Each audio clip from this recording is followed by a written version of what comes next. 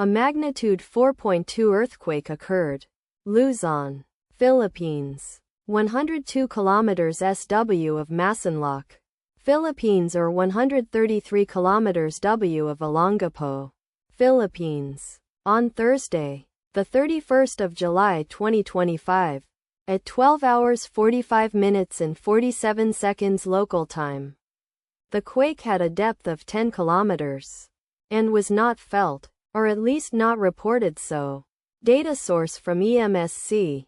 Did you feel it?